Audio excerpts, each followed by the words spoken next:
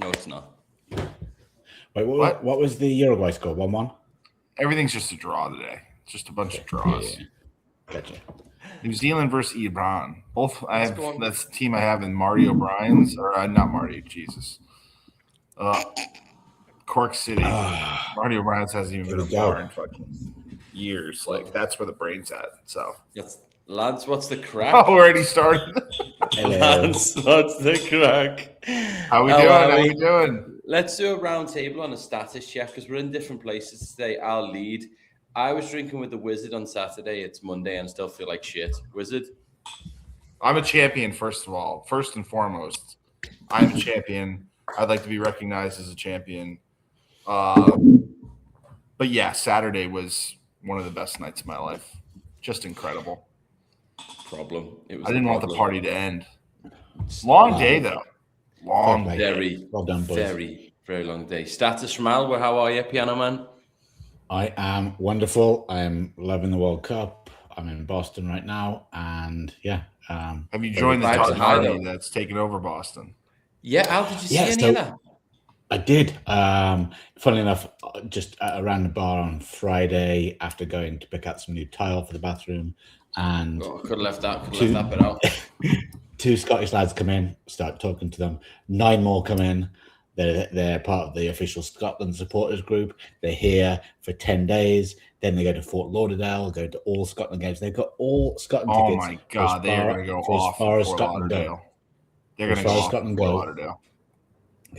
Yeah. So imagine that. Outside, it's pretty much you. We'll get onto that in a second. But like, so they've basically guesstimated what would happen, and they've got that whole route.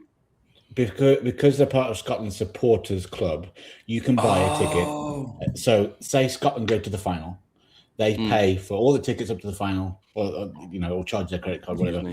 If they go out in the quarterfinals, then they get refunded the tickets that are not getting talked to. So, like if it's just the group games, they go. So they pay up front for. I think so. I think that's what they were. I think that's what they were saying. But they were saying because strong accents. Because it was the supporters club. I asked them how much they paid for the ticket for the Haiti game, and it was like 160 quid. They said, which Jesus Christ, not really bad at all. That's decent, yeah. I think the supporters clubs, and you got to prove that you go, follow them away, home and away. I think they get better rates than everyone else who's paying face value. Jumping on the bandwagon, yeah. It makes a lot of sense. Makes a lot of sense. Well, yeah, I saw. But also, they took over Fenway Park. Yeah. Well, so many. I was at work today, and so many of my colleagues just saw Scotland fans around Boston all weekend. A lot of them on Saturday when the game was. So many have just come over just to be here without any tickets. They were just watching it in. Remember that? Should be here for the crack.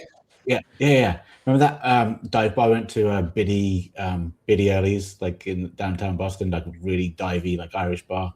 I've taken you there, but yeah, they were just there, like just doing shots and just watching the game and just Boston bars, just loving it. But yeah, they've been everywhere. They're having the best time. There's such a ton of content. How much sport is on right now? By the way, I'm not complaining for 7 seconds. Like with the Knicks, and we'll touch on that in a sec, but like there's so much content that you're like, I have my like podcasts that I listen to and the shows in my routine when I'm having my coffee that I'll have in the background, shit like that. It's not enough. You can't cram it all in, knowing what everything's going on. It's not, but the Scotland stuff is such a positive so far, and I really genuinely hope it stays that way.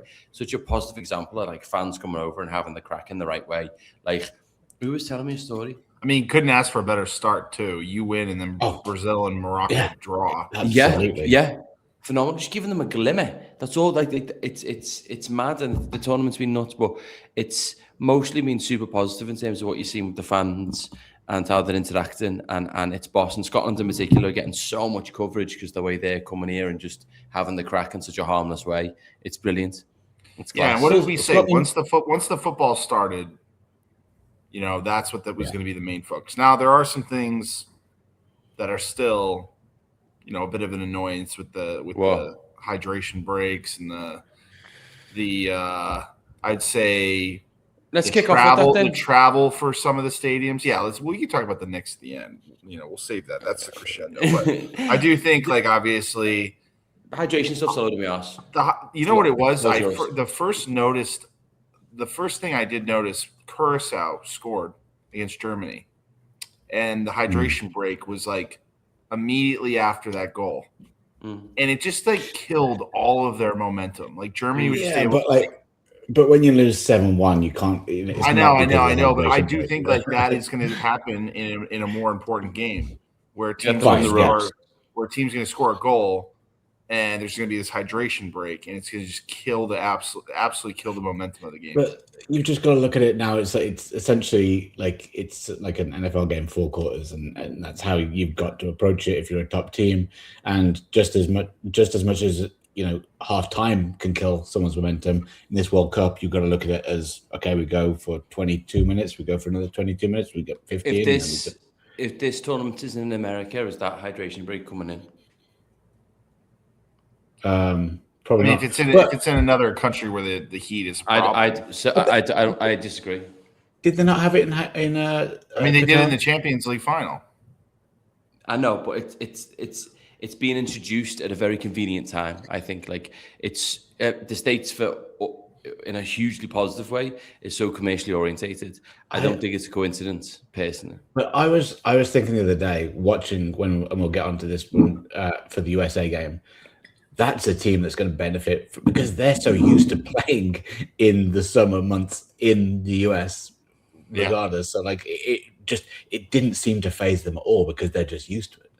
Right? What the heat? I think that's separate though. I've got a problem with the hydration breaks. It changes the game for me. I don't want soccer to be 4 quarters. It makes me sad. I think it takes, from a fan perspective, because I'm so used to watching it go through. When you see this break and it cuts to a commercial, I just get so pissed off every single time.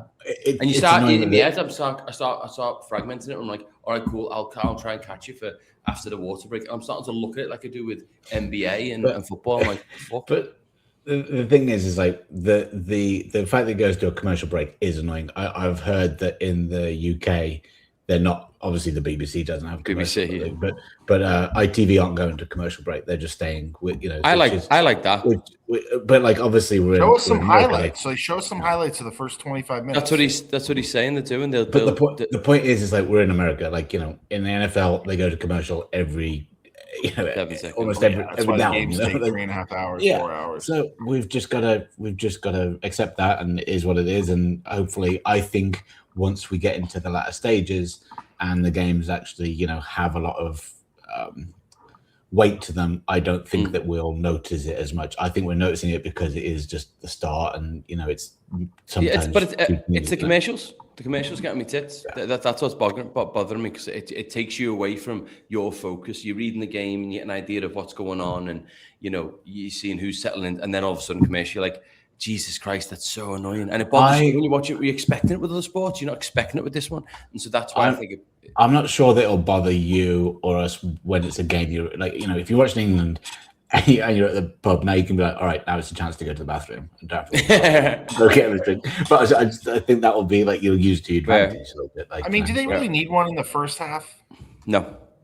They've been playing for 22 minutes. Well, they don't need a 3-minute break. Let's put it that way. I think they should maybe do it in the second half, do it at whatever. But the first half, nobody needs a break after 20 minutes. Do you not think it should be done based on a temperature? With it's hit this temperature. Some of these games are being played indoors. That's what I'm saying. So they're treating them all the same, and then you can argue, well, how do you know who's getting advantage and disadvantage? But the game stops when there's a storm, so there's weather elements that can influence the game. Once it goes over a certain heat, then unanimously, no matter who's playing, what level of the game it is, if it's a group stage or semi-final, then I agree with that. But just to say, the breaks, it does give me nerves. But listen, I don't want to leave them.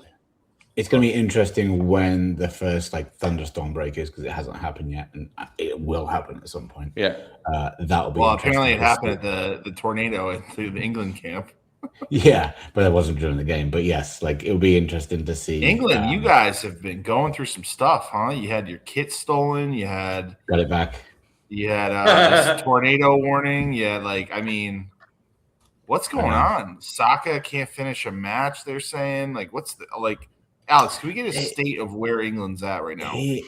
Saka had an interview today, and they said to him, because they were trying to, because Tuchel came out and said he can't finish the game. They said to Saka, "Can you finish the game?" He said, "Yeah, of course." Like, I think they're just trying to. It's just headlines, and I think probably Tuchel said one thing that Saka's not 100%.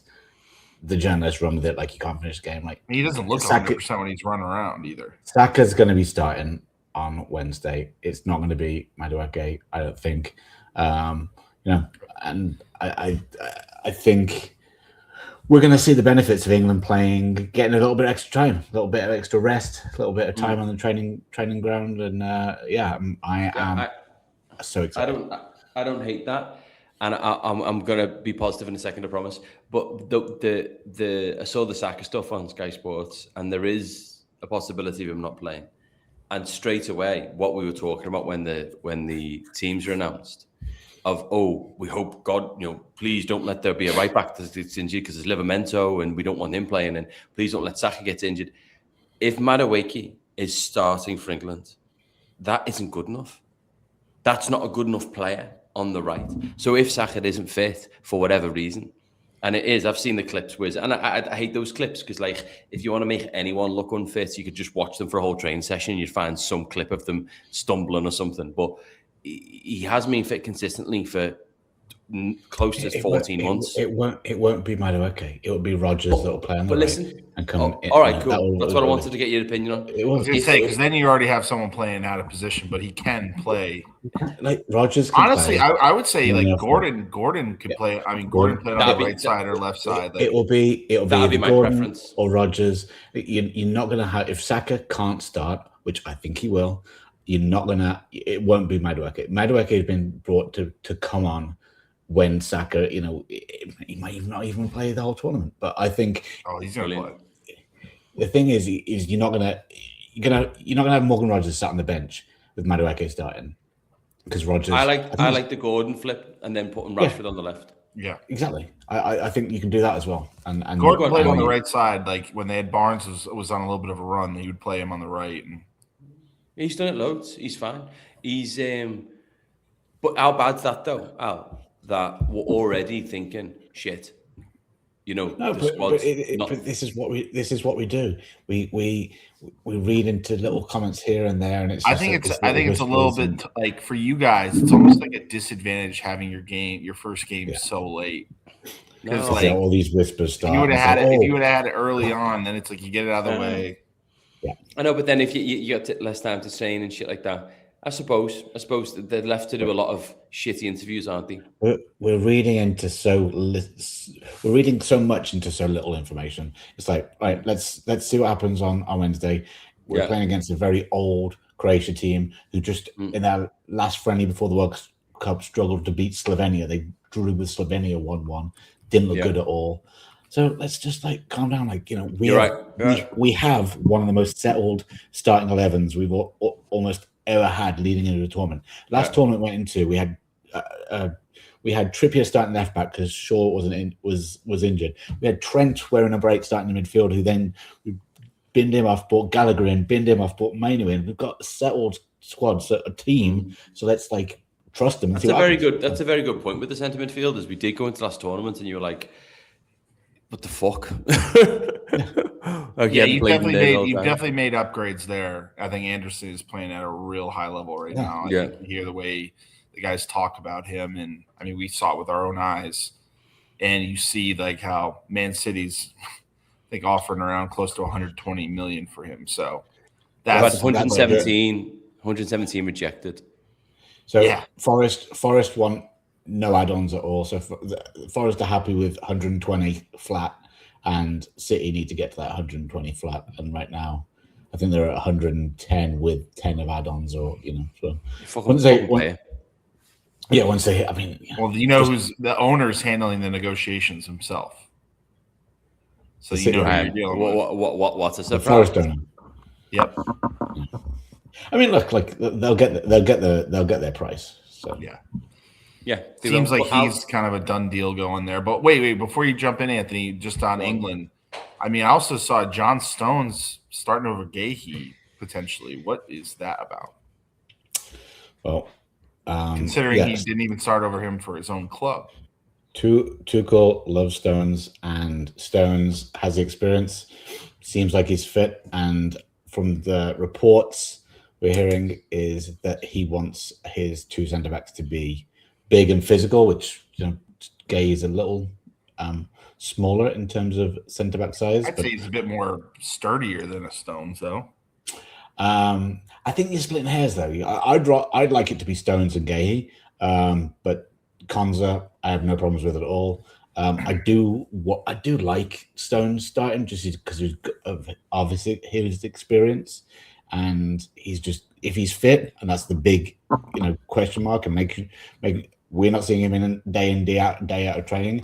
There's reports that the last few months of the Premier League season, he was being rested to basically be fit for this tournament. But we'll see. Oh, interesting on that, because I saw that Alisson, the goalkeeper for obviously for Brazil, but also for Liverpool, apparently he said in an interview that they had actually scheduled out like him to miss certain parts of the season so he could focus on Brazil. Yeah. Liverpool fans hate to hear that. They hate to hear that. It wouldn't surprise me at all if, knowing that Pep was going out, knowing that City were, won the cups they were in and held off on the Premier at the end, that Stones and Pep had a little agreement of let me rest and get 100%. Well, he didn't need him, did he? No, exactly. He wasn't. He had Gahey. Yeah. And also he knew that he was leaving at the end of the season. It wasn't like he didn't play at all. He was coming on. He played in the cups and played in both the finals, I think. So the fitness questions is funny because like what do you think he's doing then? What do you think Tuchel's doing? Just rolling the dice and hope he's seen him and tested him enough to know he can play. His career's on the line as much as anybody else's is, and so it's like if you've seen him in training and he seems fit enough, you are splitting hairs because they offer something. One's offering a bit more pace and a bit more, like you say, steadiness, but then the other one's got so many tournaments under his belt and such a calm presence, I can imagine, and really good on the ball, delivered at the high level. Can you have two lads that haven't started a tournament together, starting it together? Because that back line is... Well, who started your last final for you guys? Because I know Gahey started. I'm pretty sure. Stones. Yeah, it was Gay Stones. That's why I don't understand why Gahey's the third option here. That's what I think is crazy. Right. If it was my choice, it would be Stones and Gay, especially the fact that since January they've been playing day in, day out. The same club. Yeah. It's the same club. So that would be my, but again, I think we're splitting hairs, and I think that after the first game, after the first half, we'll know if Stones is up to it or not. And if he's not, you've got someone ready and waiting to come on. What does Konza offer differently? Is he faster? Bigger? I think he's fast. He's taller, isn't he? He's just Konza's just great all round, really. Good in the air too. Yeah, good in the air. Doesn't really. I think they're going to be focused on. I think you guys are going to be like set PCU during this tourney, and I think Konza's one of those guys. Yeah, I do. I think you look at the makeup of the team and you see him bringing guys like Byrne. You see him bring you have a very tall team. Yeah, I suppose when you look across the board, other than Kobe, Mainu, and Saka, they're all big lads. Physical. Declan Rice, Anderson, both physical midfielders. You got obviously Bellingham. Nico O'Reilly's a big dude, isn't he? Nico O'Reilly is a big dude. You got a physical team that is going to make it ugly in that box. I hope so. How are you feeling now? Oh, I'm buzzing. Can't wait. Tell us the plan. Tell us the logistics. Yeah, give us the itinerary. Give us a taste. Give us the itin. So, flight tomorrow late afternoon. I get in around about 9ish. Going with Rob, brother-in-law, and Mr. Josh Willis. Shout out Josh, you will. Yeah. So Josh and Rob are both. Josh is getting there early-ish tomorrow. He's doing a bit of a client lunch, and I'll meet them both when I land. And then Wednesday, day of the game. Yeah, I think so. I think we're going to get up early, or not, just wake up, head over to the stadium, get there early doors, go to a bar near the stadium. So we're there watch the Portugal Congo game, and then just no fan zones out. We've got tickets to the fan zone for both days, which in Dallas is free, which is good. So I think they're going to both go there tomorrow because they get there early. Check it out, and if it's good, we might all go there on Wednesday.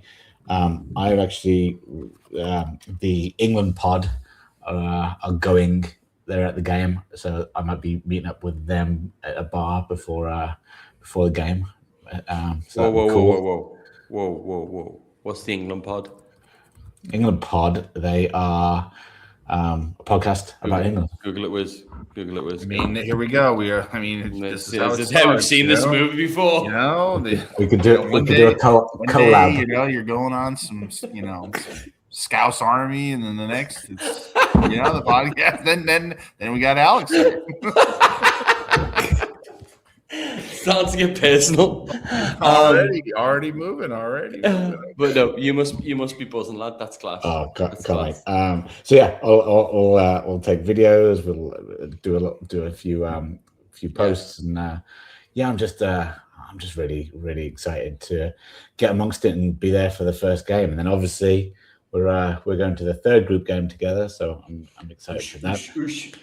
Yeah, we are. Predictions, Al. Give me your predictions for Wednesday. Yeah, you got to get some barbecue while you're down there in Dallas. Yes, definitely get some barbecue while down there. And Predictions. If you're a fan of Shinerbach, is a nice beer. You get it in. They usually do these frozen. They do these frozen mugs down there though with it. It's very good. Yeah. How many koozies are you taking on? I haven't packed any koozies yet. That's a lie. That's I could use some on Saturday. I'll tell you that. I will put my Ovo koozie in. How about that? Nah, you're just playing with me. Shout out Ovo. No free out. But no, I'm excited to. But I'm also happy that it's going to be in the air conditioned stadium in Dallas. Enjoyable experience. I mean, listen, any games that you guys can play indoors are just a win. It's just going to be less taxing. That Texas heat would have been. Ooh. I'm just hoping we get something in the first half. We'll touch on the Spain game in a little bit, but like that, the thing, you don't want to get frustrated, and then it plants a seed, doesn't it? Though watching those, and then it be. You guys play Wednesday, right? Yes, Wednesday. High of 92. Ooh. In Dallas. Oh yeah. Well, it's air conditioned. Yep. Yeah. I'm just saying, be prepared when you're tailgating now, or when you're getting ready for those games. Thank you. I appreciate that. My well-being consideration. Yeah. The coming out the gate hot is important. You don't want there's been some whoopsies already. Yes. I thought Netherlands and Japan was bad enough, and then you see, the Spain Japan game. Are good. Japan. I don't think people are giving Japan enough credit. I think Japan are a very good team. That's points dropped by Netherlands. Come on.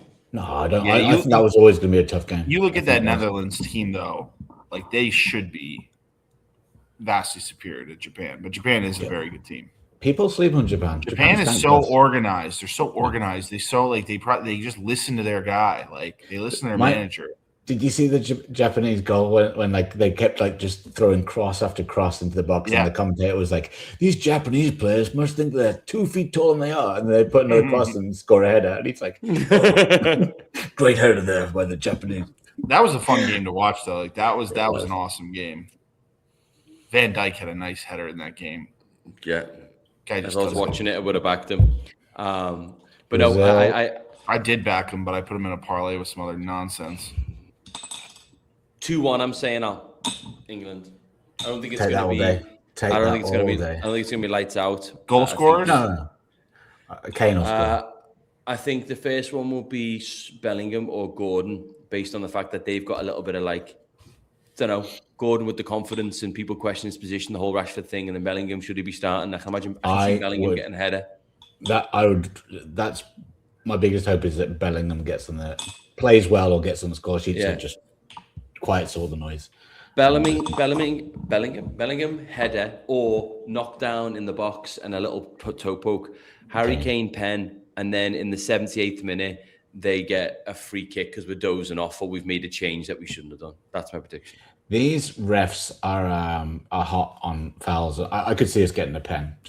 I think our players are sneaky in the box, and they've been letting some stuff go today, though. It looked like Which game? I was watching that Uruguay game, and that seemed like there was some shit going on in that one. The Spain game. Spain? Who are they playing? How'd you say it? Cape Verde. Cape Verde. I mean, they give away one free kick the entire game. That Ferran Torres, like he had about 8 chances to score. I backed him today. I mean, it was multiple opportunities. They just could not put the ball in the net. They just couldn't.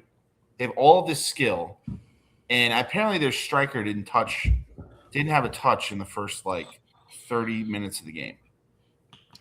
It's interesting when you look at I don't know the comparison between Cape Verde and Curacao, but how Germany rode their scare against Curacao, and then Cape Verde just really frustrated Spain, and Spain couldn't break through, and Germany ended up steamrolling 7-1.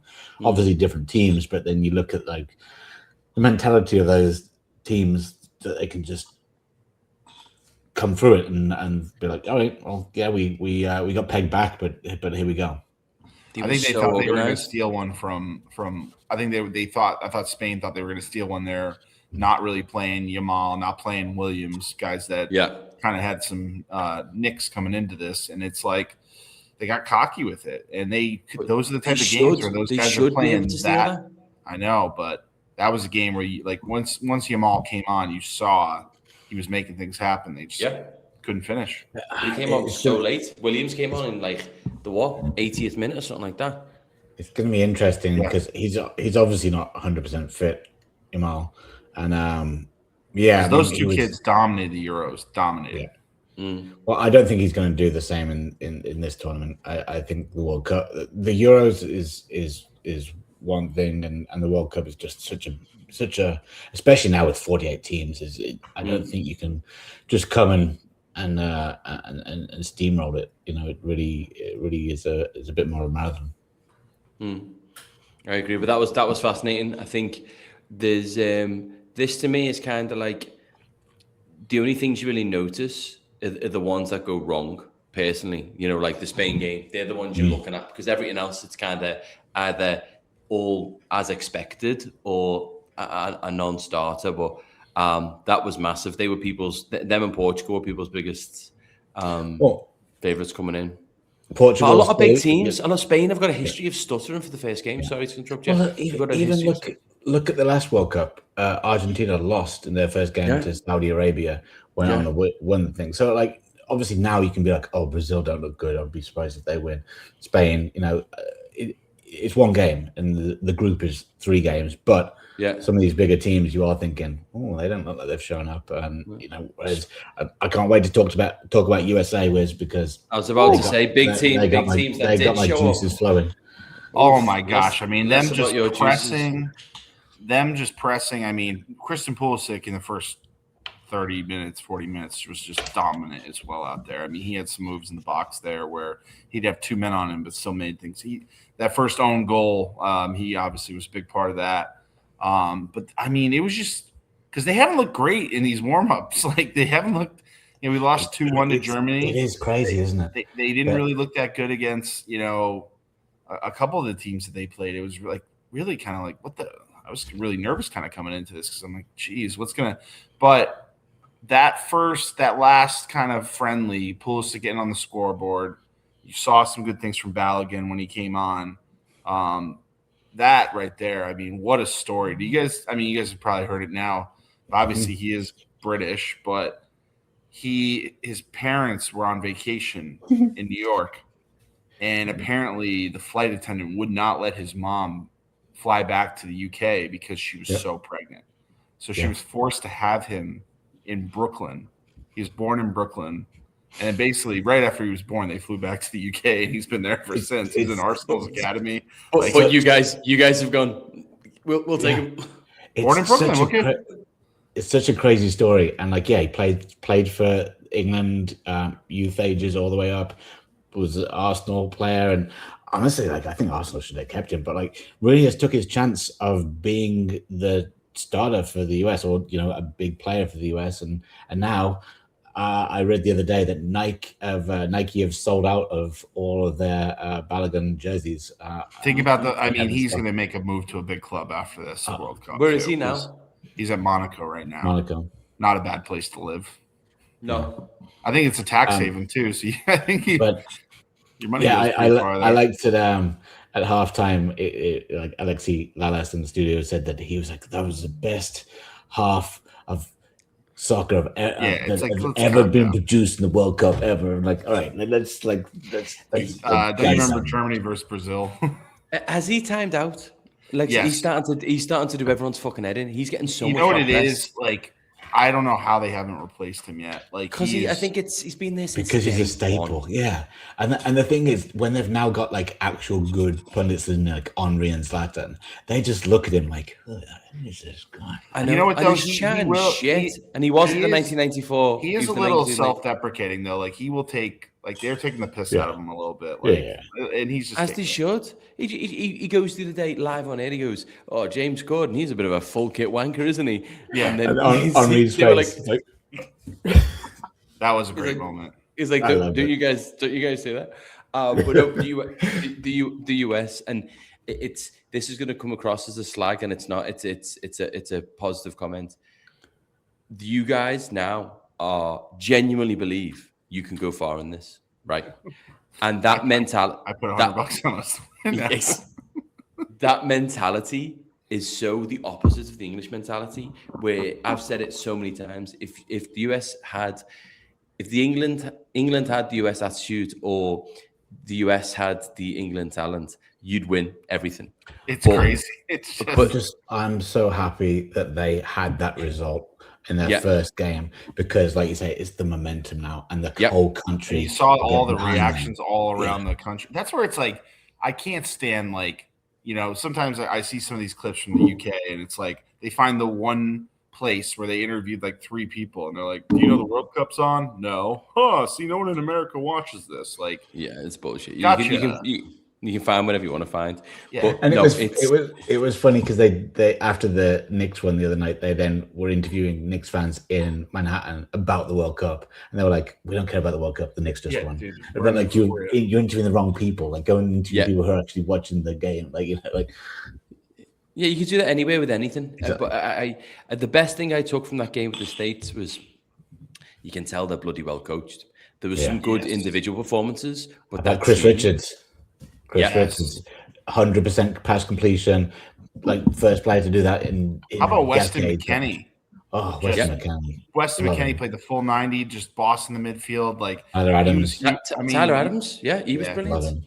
Adams and Richards, they've shown that they could do it in the Premier League, and then you got obviously the guys over in Italy too doing well. But I mean, having that striker up front, we've never had that striker up front. And Balogun, and he can finish. He is clinical. You just give him that one right before that half. Oh, you've got two. He had no right to go top bins there too. Yeah, if you look at the Scotland team, right, and the amount of players they've got playing in the Premier League and their standard, your squad and their squad from a starting 11 perspective isn't a million miles away. But Scotland's got no expectation. The key difference, and this is obviously a very, very influential difference, is Pulisic and the striker. They're the 2 lads that Scotland haven't got that quality. Where you've got 2, superstars in your team. I think McTominay is a guy that, like, he seems to be at a level now where he'd be there and thereabouts. But McGinn's a solid player, Robertson's a solid player. They've got lots of solid players. You look at if you were to look at your starting 11 and the caliber of clubs they start and play for, and then you look at Scotland's, it's pretty comparable. You've got a few where you're like, I don't know that guy, or he doesn't play that Robinson much. Also, I mean, he's an amazing left back too. I mean, they're playing him kind of as that left wing back role, and they're playing the 3 at the back, and he just having who's put an offer in for him? Someone's put a bid in for them, haven't they? It wasn't Chelsea or someone. I mean, now that Cucurella has gone to Real Madrid, that sounds like a pretty interesting. Because you have to imagine Xabi Alonso runs. It was Man United. It was Manchester United. Really? Yeah, interesting. Because they haven't got a left back. Luke Shaw's done, isn't he? But no, I think it's not about good vibes only. The attitude's phenomenal. I was watching like Mike Greenberg on Get Up. is this too early to say they're a contender? I was like, yes. Yes. Yeah, way too early, Like, but shut up. But You can't say that they about have to- anybody right now. They have to play Australia next on Friday. Australia beat Turkey 2-0. That's Australia did insane. Australia looked good, but if the US go and roll them over and then they're sitting on 2 wins, look, that's Chris Wood can score tonight. I think we can. I took Chris Wood to score tonight. Chris Wood. Oh, nice. I'm just excited about the US. I'm very excited about US, and I love World Cups because obviously England. The goalie worries me a bit. But so talk to me. Like, why are they going? Yeah, with I think him Matt over... Freese, like he had some injuries. Like I think he had a really bad ankle injury or something towards the end of his season. It's just we always had that Tim Howard. We always had that guy, and even like Tony Miola. Like we had those guys in the back that you Brad really Friedel. trusted. Yeah, Brad Friedel. Yeah, like Casey Kelleher. Casey Keller. Yeah, you always had a really good goalkeeper, and now it's like since Howard, you haven't had anyone. Matt Turner, who was awful at Forest, and you have Matt Freese, who's but listen, if it comes down to that, it comes down to it. But that's a big worry for me. They've got a really good young keeper coming through at Chelsea. Chelsea have sent him out on loan a few times, but I don't think he's been trying much in his career.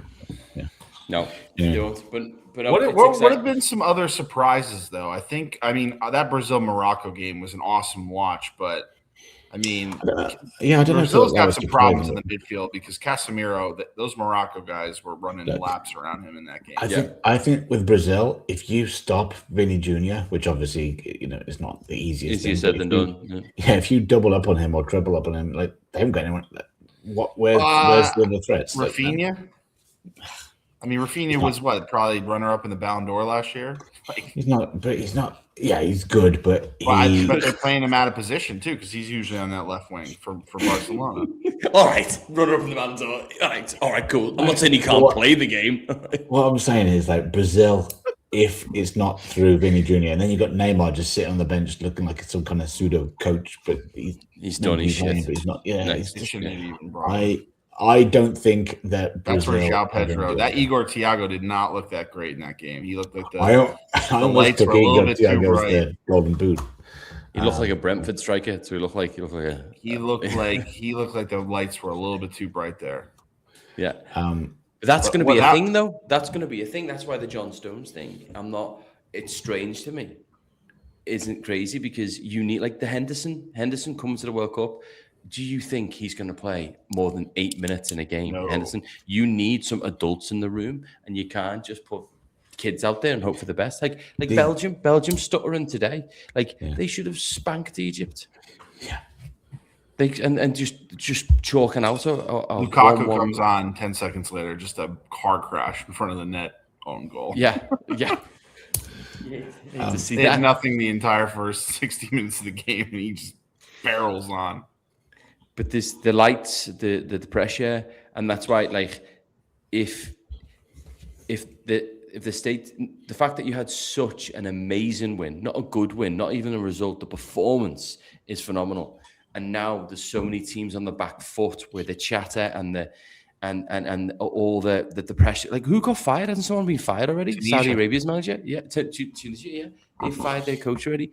That's mental. That's it. I think Ivory Coast getting a win over Ecuador. I thought Ecuador was going to be really good in that game.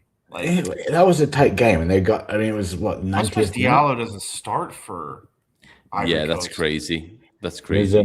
New Zealand are beating Iran. Got an early goal. Who scored? Chris Wood got the assist. Oh, don't tease him like that. Are you sure? Chris Wood. Oh, that's it got deflected. I'm looking at. Sorry, I'm just checking it out. I could barely see it. Fuck. No, you're lying to me, aren't you? No, I'm not lying to you. Why would I lie to you? Would I lie? Well, when I went and looked, when I looked at the screen, it was like Chris Wood missing a ball. Right now, it's New Zealand are winning one. Yeah, one you're nil. right. You're right. You're right. Thanks. You're right. Aggressive, What else?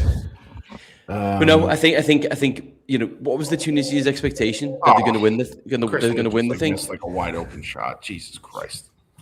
If they're playing around, Chris Wood will get a goal. Could you imagine? Could you imagine though being that Tunisia manager where it's just like telling your family, booking hotels? Yeah, at least you're going to get 3 games out of it. You lost the first one, you're out. What the fuck do you think I was going to do? Isak and Gyökeres were just running that game. You see the Brighton lad who scored 2, whose dad is Tunisian? Yes, I did see that. He did not celebrate. He didn't celebrate the first one. He didn't celebrate the first one. The second one he scored, he went full celebration. We did? I didn't see it. Oh, That was full knee slide. No, I'm excited for the Norway game tomorrow. I think it is. Oh yeah. Tomorrow's France Senegal is going to be a good one. We got Iraq versus Norway, and then we got Argentina. I think Haaland's going to absolutely demolish. Why are we excited about Norway Iraq? Because I think Norway's in it. Absolutely pop off. Quiet confidence. Norway are the sleepers. I took France Haaland and Senegal. That's a game. I took Haaland for the golden boot because I think he could get 5 tomorrow and then just wrap it up. I guarantee he doesn't score tomorrow. I'm going to put money on him not scoring. I'm going to put money on him just because of your little outburst. It's going to be like, can you believe he didn't score? The fix was in with the Monday Night Football World Cup draw. I'm gonna say that both my names were left to the very last minute. I think there was a Trustpilot conspiracy going on. I think you forgot me, and then the camera turned away. I don't even think you were in the draw. I showed you both of them. I showed you Packwood 1, Packwood 2. I don't loathe. I will say that when we got to it, I was like, did I forget to write his name? Packwood got Italy and Wales. I heard. Listen, I didn't get good teams either. Although South Korea won, New Zealand's up 1-0 right now, so it ain't looking too bad. We started out. I can't remember who I got. Sweden. Both my teams. Yeah, why did you do that? Who did I get? You had Sweden and someone shite. You should know. Maybe Senegal. No, it wasn't. I'll tell you who you have right now. You have Sweden and Senegal. Those are like 2 pretty decent teams. Right. All right. I'm not as upset then. I've got New Zealand, South Korea, Alex's Mexico, and Ivory Coast. Cote d'Ivoire. Both won. Listen, I think we're undefeated right now. Yeah, I think I'm upset about the Cork City one. Who did we get at Cork City? I got Iran. They're losing right now. Thank you for your donation. Yeah. Yeah, we just got. I actually thought because then that night the Knicks lost game 3, and I found out that I got Iran like 10 minutes before the game started. And I actually probably 20% blamed the Knicks loss on that. I think Cork City had already done the draw. They needed three players, and they just got us 3 numpties. And then they're just like, send us 25. They're getting money back from those tabs I used to have. I'd look at it and be like, wait, what? How is it only this much? Give them Uzbekistan, Iran, and Iraq. Not from you. I'm talking not from me. Yeah. The other guys. Yeah. Wiz, I'm going to give you the floor for the Knicks, and then we're going to touch on the Prem to wrap it up. What a day. What a day. I mean, I even got to pop into Mully's for an hour, grab a couple beers. On the way over, not the way back. Oh, no. Tried to on the way back. How many people deep was that? 50-person line outside of Mulligan's, and then I just kind of walked at midnight. At midnight? I looked, dude. My Uber was at 12:45. Jesus. So we're talking like close to 1 a.m. Wild. And at that point, I'm like, well, listen, I'm not waiting in line. And I was like, I actually want to get home and watch all of the post-game stuff. Like, all the interviews. I was up till 3 a.m. watching interviews, watching breakdowns, rewatch the second half of the game. Did you? I was fully. I recorded it, so I was like, because I will be. There'll be a lot of drunk evenings coming back and watching some of these games. No, it was phenomenal. And the documentaries, the highlights, like the storyline. I mean, it's also what's great about it too is like there's going to be a Jalen Brunson movie. Jalen Brunson is like a guy that neutrals root for. Like he is an underdog. He's a small guy. He's a second-round draft pick. He's a working man. basically, the Knicks got him because Dallas was like, they're going to pay you that. Like, good luck. Yeah. And now Dallas has lost Luka and him. And look at those fucking idiots. And And now Anthony we Davis. have a title in New York. First one in 53 years. Hadn't been to the finals since 1999, 27 years. Like, you want to talk about some pain and some hurt. Like, what's the comparable to that in, let's say, putting that into footy terms a little bit in the Prem? I mean, Everton not winning a cup for a while. I don't think the way you guys do it, you can, because one of the blessings of how the draft system is that you get to, and the way you do trades is you can kind of build up a team where, I suppose Leicester, would that be a good comp? I would say that. yeah, but maybe. I don't know. I don't know what Knicks Leicester's history was. The Like, Knicks have won it before, so I'd say maybe Liverpool going from the 80s to 2020 without winning a title. Maybe that sounds a little bit, but it's still, or not even as- like Arsenal kind of recently. They hadn't won in 23 years, and they had gotten close a but few times. Liverpool were a dynasty back in 70s, 80s, and just because the Knicks It's used always. Well, the Knicks have No. won 3 titles. They won 2 in the 70s in a 3-year span. to be. Yeah. But I just think it's the draft system allows other teams to emerge, like Milwaukee were no man's land, and then they won a chip because they drafted well and built a team around them and stuff like that. But now teams are just kind of saying, fuck them picks. Like, we traded 5 first-round picks for Mikal Bridges. Like, yeah, I saw they're that kind of today. a bargaining chip too, like to get guys. And they basically let Brunson handpick this team. That was once he came in, we realized he was the dude. It's like, okay, let's bring in Josh Hart. Okay, let's trade Randall and DiVincenzo to Minnesota and get Cat. Let's trade Emmanuel Quickly and RJ Barrett to Toronto and get OG. Like, they literally hit on every. Let's bring in Landry Shamet. Let's bring in Clarkson to just muck things up for 4 or 5 minutes in a game. Like, they just made the right moves and they clicked at the right time. That's something big about the playoffs. Like, the Giants were the same in their 2 Super Bowl runs. Like, never the greatest team in the regular season. I think we were 9-7 one year, like barely made the playoffs. Went on this miraculous run. It's all about getting lucky and getting hot and staying healthy. Like, that is the biggest key there. And I think that the Spurs celebrated that Western Conference win against Oklahoma City like they won the championship. Yeah, I know. And everyone was fucking gassing them up and saying, it just runs through the West, and this might as well be the title right here. And they got gassed up and they believe their own fucking bullshit. And I can't stand these fucking teams though that after they're like, we dominated the entire series. No, man, you choked away everything. Like, you led in every game basically. I think they led in 3 games by 16 points and they lost all 3 of them. Like, it's embarrassing.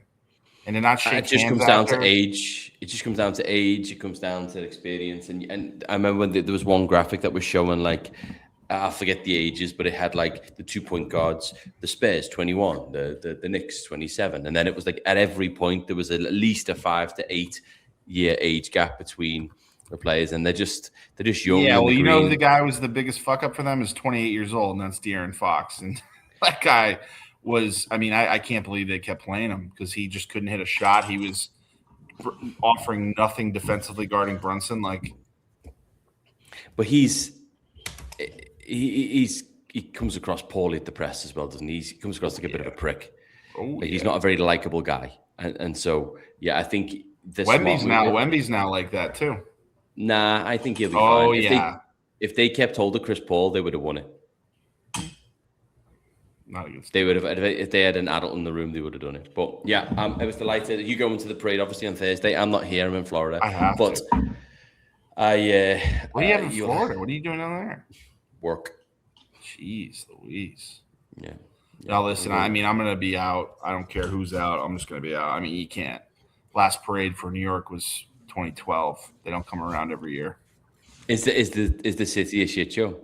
I mean, there's going to be over 1 million people at this thing, probably. Like, it is going to be insanity. It's going to be insane. And I can just take a little train right in, take the path right down to Wall Street. It's going to be an early one, though, 10 a.m. start. You gotta go. Gotta go. If I was here, I'd be going. But I'm not. But no. When are you back? When are you back, though? 7 p.m. Friday. Jesus, you're not even there for the USA game, huh? Is the US still playing in MetLife, are they? No, I'm talking about USA's playing Friday at 3:00. Yeah. No. Damn. All yeah. Badly timed. But Al, aren't you in town that day? Yeah, maybe. Where are you watching the US game? I think Well, we can talk. probably We should can go to talk about bowling. it. I thought We'll text each other. How about that? You can talk about your dates out. I thought we had outside, actually right? talked about this. I thought we were all in. I guess Anthony's gonna be in Florida. I think Alex invited you to my place. I think that's what it was. Knowing I wasn't going to be there. I think it was a tactical move on his behalf. We'll get on the horn. May need someone to make a text for us to ball getting us a little spot in there. Yeah, that'd be fine. If Anthony would be so kind. I don't know. I think my phone's broke. 3 p.m. Premier League. Is it broke again? Yeah, Tyson 3. I'm joking. No. I know. I'm joking too. All right, let's talk. Premier League. Listen, great champs. Fucking awesome. And I was so drunk at the end of the game, spraying champagne. Maybe we'll put out a video. Maybe, maybe not. You were great. You were great. I also almost snapped my neck celebrating too. He fell into the fire pit, and I thought we'd lost him. Yeah. And that it was quite the fall. And then I'm like, why is my shin hurting? And then why is my wrist hurting? It's like, okay, well, you slammed your shin, tripping over one of those pool chase lounges. And then instead of smashing your face off a fire pit, you put your hand up and just a little bit of a bruise right there. Not all. Ooh. Yeah. Not all heroes wear capes. Not all heroes wear capes. You're absolutely right. And listen, just a great evening overall. The TV was set up as perfect. Now, there was one guy there on the rooftop who a lot of main character energy out of this guy. Now, I did find out that he did set up the YouTube TV and stuff. So apparently your place has no idea how to get remotes up there. And apparently it's very mismanaged that. You may want to call your building about that. But so he was our hero there, but he kept on just standing in the way and the guy was cleaning up, Al, and he's cleaning up in the fourth quarter. Now he's cleaning up. I'm like, it's his TV set up in his area. We're just kind of kicking in. It's not his setup. The TV is for the Enclave. That setup was for Brazil, Morocco. Now you're in my territory. He was furious.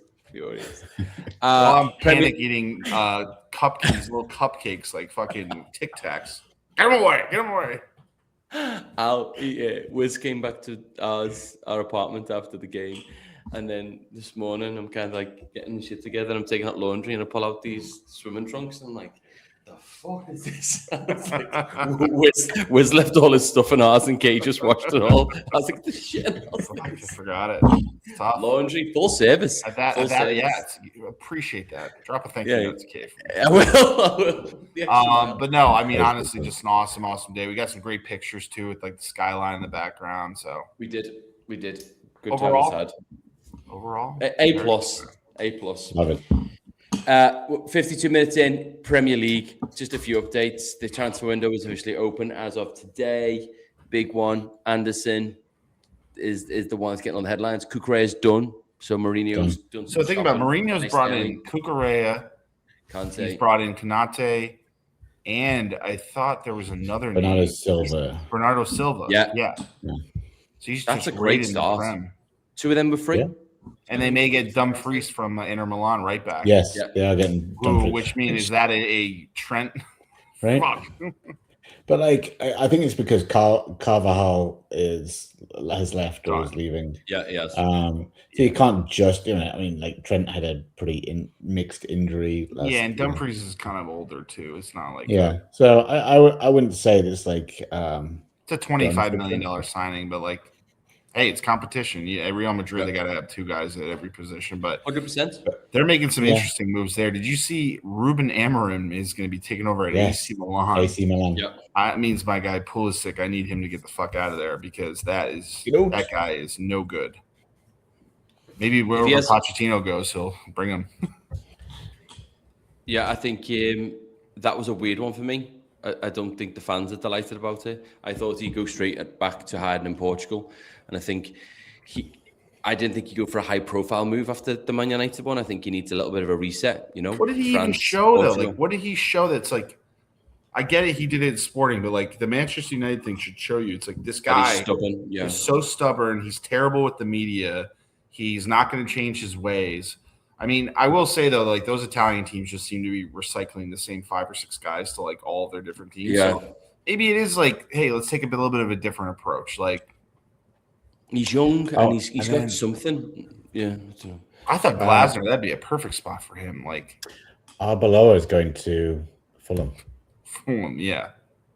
That's a interesting one. And then Palace have hired their new manager, Pereira. Pierre Sarge. Yeah. What's going on with Ipswich Town? Why did Kieran Weird, McKenna right? leave? Yeah, that was a And bizarre. I thought Wolves that Wolves was as well. Yeah, and Rob Rob Edwards. Edwards getting the sack. Trippier's pissed about that. Love that. Love it. Why did you love that?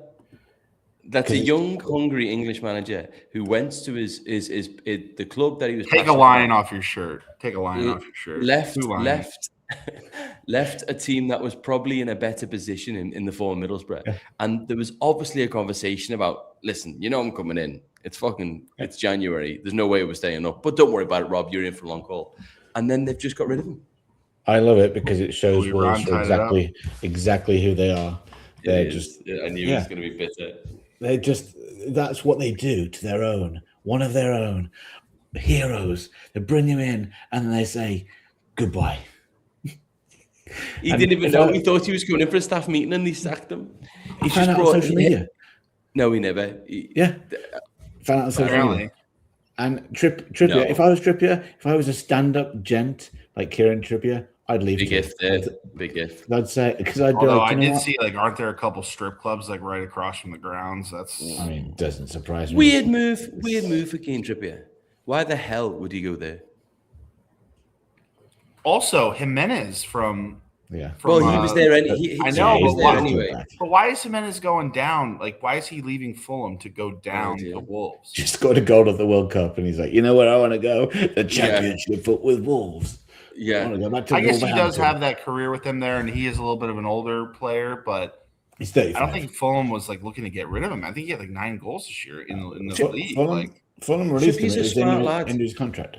Trippier's a smart lad, and he's already done a stint abroad and smashed it. And I 100% saw him going somewhere Italy. sunny. Yeah, just going, right, cool. I've got the name of it, my stripes. But no, I want to go to the fucking championship and fight it out with West Bromwich Albion and fucking, scrap and get the shit kicked out of you down there. I can't wait. Yeah. That is, he's going to, and with his name, they're going to come for him. I have no idea why someone who's coming to your bunk bed years and you've made your money, you've done everything, you've won the cup in Newcastle, you've played a ton of games for England, fucking Wolves in the championship. Jesus. Fucking Wolves is right. one that I That saw wasn't today, his only option. No one way. that I saw today that pissed me off was Fabrizio Romano tweeted out that Tottenham are in the running for Sandro Tonali. Why the fuck would he go there? That is wild. Why the hell would he go there? Like, People have done that with though. The people have gone to Tottenham and saw the London law and all that shit. It's happened a few times where, yeah, I don't know. To be fair, Tottenham have made some good signings. Robertson and Sensini, both Senesi. older guys, and can stabilize that dressing room. And I can accept losing Tonali to a Manchester United, an Arsenal, a Man City. I cannot accept losing to a Tottenham. Yeah, that would suck. I don't think it'll be a great move for him if he's going to move from Newcastle. It would be better to go somewhere else. But a lot of players love the city and love the money that Spurs offer. Right. If you're an Italian dude and you're like, where do you want to go at a certain point? Like very comparable. You've that famous Olivier Giroud story where he was meeting Sam Allardyce when he was the Everton manager in the Hilton Hotel in Liverpool, and his wife took a walk around the shops and was like, we're not staying here. Just drove back down to London. She's like, I just did a lap. And then he just did Chelsea and Arsenal, right? Yeah, that's what he just went. While he was in there, did the double. Yeah. I'm gonna. Thanks for the invite. We'll get our own cab. That guy's got a. I mean, he's played for some great clubs. He's won a World Cup. Like that's a pretty good career. Sneaky career. And he has like you watch every like best goals ever compilation. He's got like 3 on there. Oh, listen, the guy was active. He was active and he was slated as well. There was never a point where he was like seen as a true threat. And then you just look at his ratios and go, oh, he scores all the freaking time. All the time. The other one I noticed today, Fernandez, Man United chasing him, which I think is going to be brilliant for them. The Mateus West Ham one?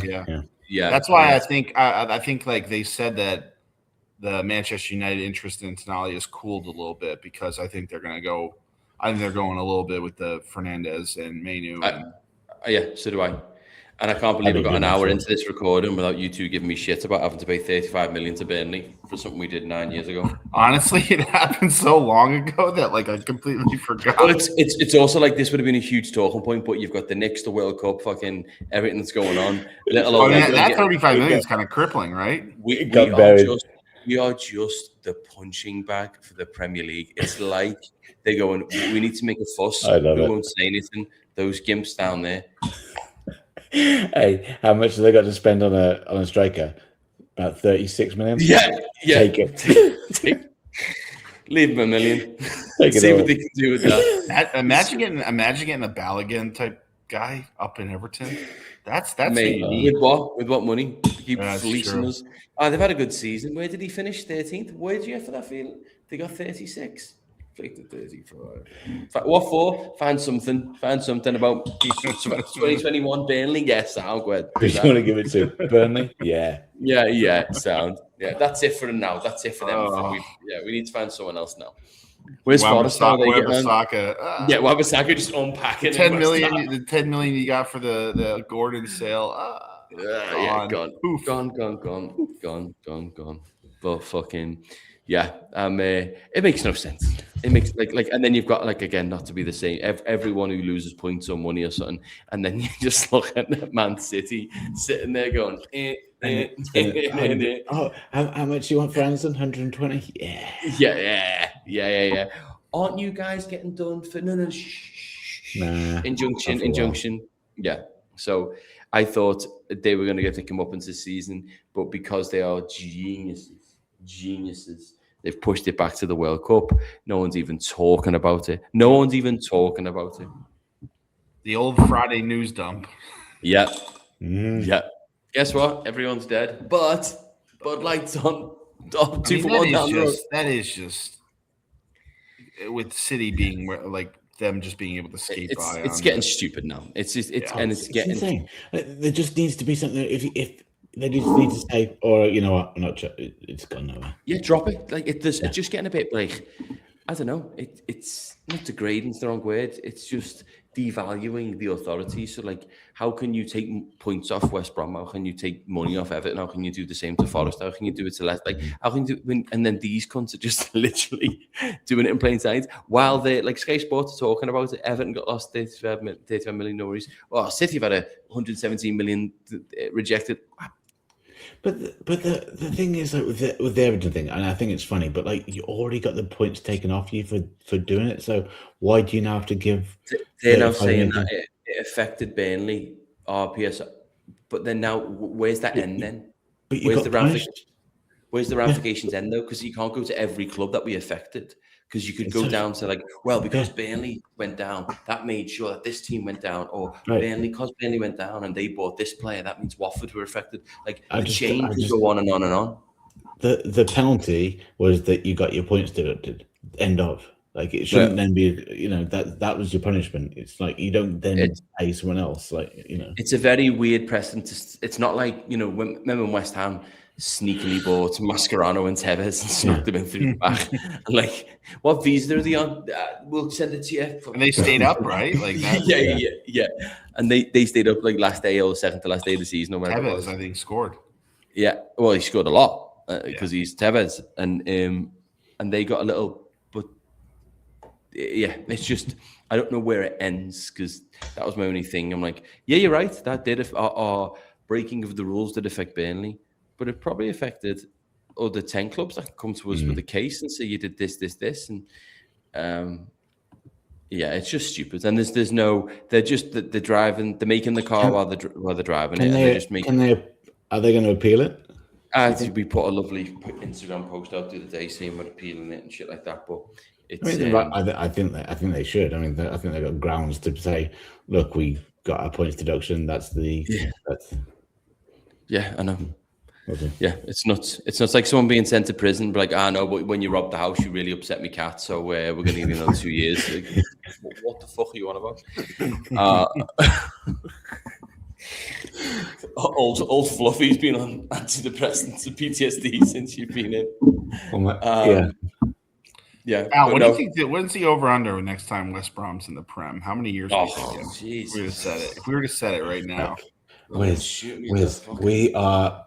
I can go into West Brom right now, but we are fully focused on England. He needs this break. He needs this break. He's been running. He's been running with tears dripping down of his face for 3 watching on iPads at bars. Let me tell you something really quick. West Brom have signed 3 players that fully have flown under the radar that I didn't even know about because I'm so focused on England. I text my brother about the 3 West Brom players. What you saying? Oh yeah, they look fantastic. One from Liverpool Academy. Oh, looks like a star. Anyway, what's his name? I would say I forgot his name now.